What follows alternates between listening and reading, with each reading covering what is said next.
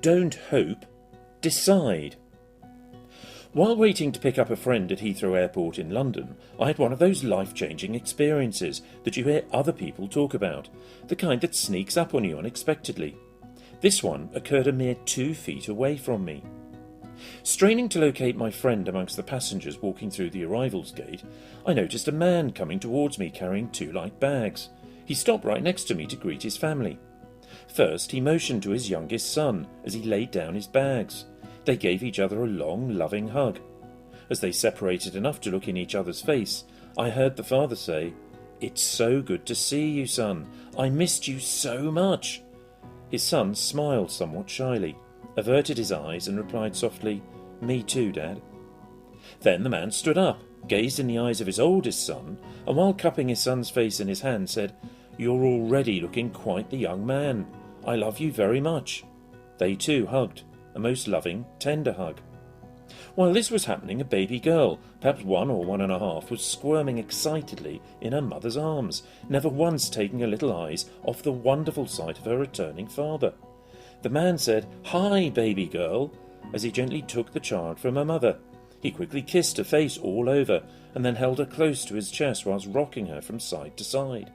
The little girl instantly relaxed and simply laid her head on his shoulder, motionless in pure contentment.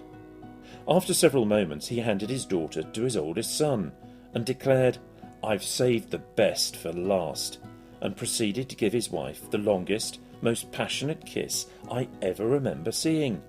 He gazed into her eyes for several seconds and then silently mouthed, "I love you so much." They stared at each other's eyes, beaming big smiles at one another while holding hands.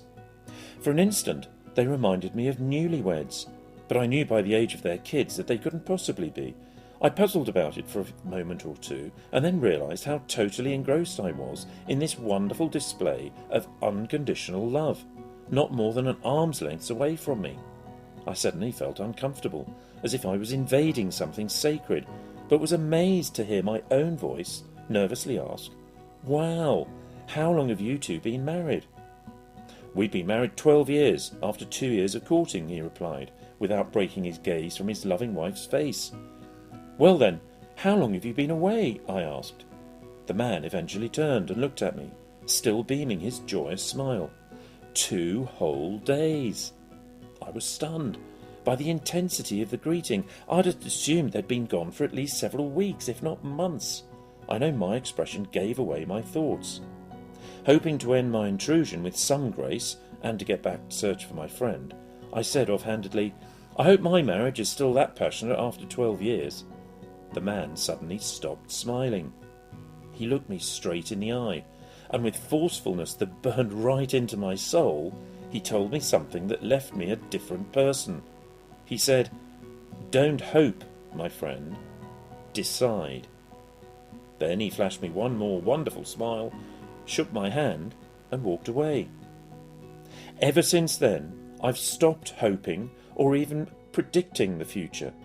Instead, I choose the future I want and go all out to make it happen. And you know what I've discovered? As Gary Player, the champion golf player, said, "The more I practice, the luckier I become."